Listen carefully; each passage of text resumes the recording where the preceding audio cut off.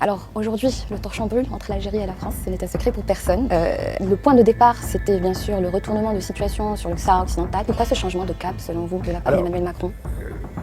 Il y a un certain nombre de choix historiques qui sont faits. Le président de la République et la diplomatie française ont souhaité avancer pour essayer d'apaiser les choses sur les questions du Sahara occidental, d'où la décision du président de la République, d'où son déplacement au Maroc. Ce qu'il faut souhaiter, c'est que, au-delà de l'incompréhension que je comprends pleinement du côté des autorités algériennes et des Algériens, nous soyons capables, à partir des décisions qui ont été prises, de faire en sorte d'avancer ensemble. Et comment? C'est une décision qui se situe dans le cadre d'un processus international. C'est un processus qui se situe dans le cadre de l'ONU, avec des principes qui peuvent apparaître contradictoires, le principe de reconnaissance et le principe d'autodétermination. Donc qui est contraire, en fait, cette reconnaissance est contraire à la...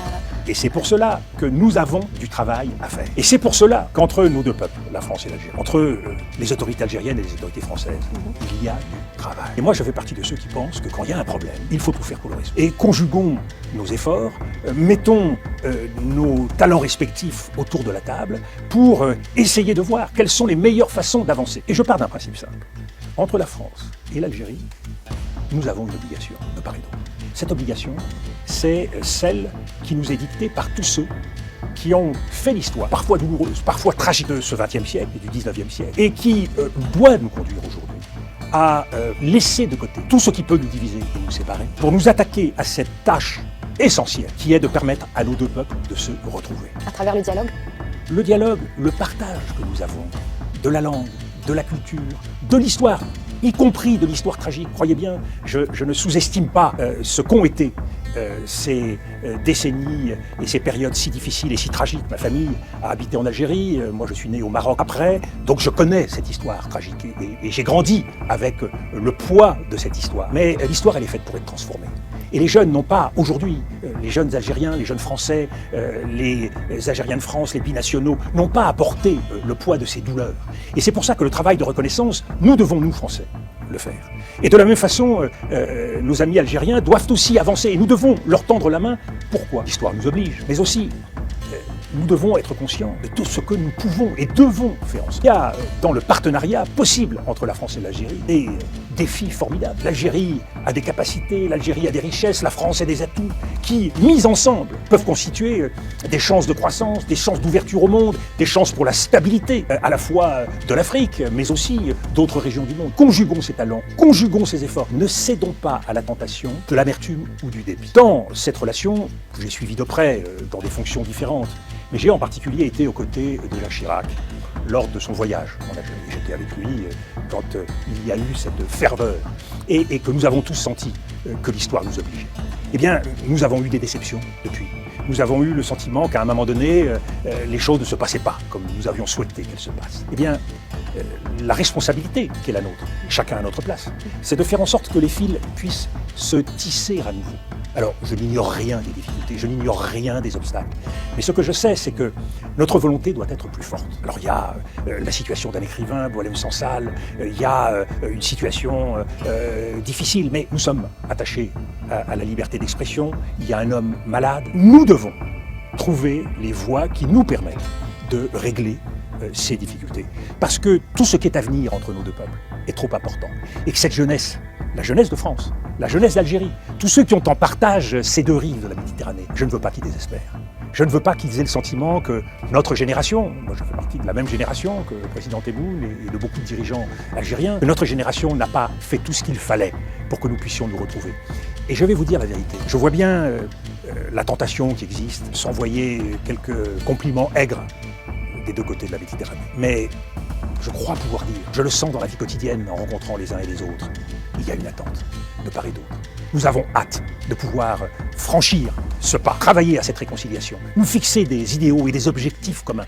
Je pense que le peuple algérien, le peuple français l'attendent. Et donc, voilà, il faut de l'énergie, il faut de la patience, il faut de la générosité de part et d'autre. Je sais combien c'est difficile, mais je sais aussi que nous devons tout faire. En tout cas, en ce qui me concerne, tout ce qui peut être fait à la place qui est la mienne. Et je crois pouvoir dire de plus en plus, quand je rencontre ici des dirigeants français, j'ai lu attentivement l'interview du président Tebboune, je vois que les choses bougent. Et j'aimerais pouvoir dire, je crois qu'elles bougent dans le bon sens. Et donc faisons en sorte que nous puissions sortir par le haut de cette crise difficile. En parlant de cette interview du président algérien Abdelmadjid Tebboune, vous avez été mentionné parmi les hommes respectés avec lesquels l'Algérie aime parler. Vous avez été, donc on a dit que vous êtes une personne qui est très respectée dans la presse du monde arabe, et c'est une personne, ou vous êtes une personne, qui représente une France qui avait son poids. Est-ce que vous êtes prêt à jouer le rôle de médiateur entre l'Algérie et la France dans cette crise? On ne s'auto-désigne pas médiateur, mais ce que je peux dire, pour voir beaucoup de responsables en France, dans tous les milieux, politiques, économiques, il y a une attente, une grande attente. Il y a un espoir que les choses puissent se dénouer. Donc je sais que chacun est prêt à faire sa part. Et nous sommes prêts, les uns et les autres, à œuvrer pour que ce qui nous sépare aujourd'hui puisse se permettre de renouer le dialogue, de renouer le travail à faire. Comment renouer ce travail, comment renouer ce dialogue justement? À travers une médiation justement? Oui, mais je pense qu'une fois de plus, ça implique de déplacer un peu le regard. Ce qui doit être fait pour faire en sorte que la reconnaissance d'une histoire tragique soit faite devra être fait. Mais ce qui doit être fait aujourd'hui, c'est la nécessité de regarder vers tout ce qui est en attente, tout ce qui mérite d'être fait pour nos jeunesses respectives, pour nos peuples respectifs. Et ça, quelque part, ça nous pousse à regarder devant. Ça nous pousse à faire la part des choses dans tout ce qui est difficile et douloureux. Et je crois que cette bonne volonté doit l'emporter et nous guider. Donc le vœu que je forme, c'est que rapidement nous puissions... et je sais que des choses bougent. Oui. Et donc je veux croire que rapidement nous serons capables d'avancer ensemble. Mais avancer signifie faire la paix avec son passé? Est-ce que vous pensez que la France devrait faire un plus gros travail sur le dossier de la mémoire, peut-être même présenter des excuses à l'Algérie? Je pense que beaucoup a été fait. Dans les dernières années, le président de la République a tenu à avancer sur un certain nombre de figures importantes, symboliques pour nos deux pays. Et que de ce point de vue-là, c'est une étape importante. Je crois que nous avons aussi à rentrer dans cette reconnaissance de l'histoire. Et donc le moment vient où il faudra franchir cette étape. Il faut le faire, et je sais que le président Tebboune en est parfaitement conscient, comme les autorités algériennes.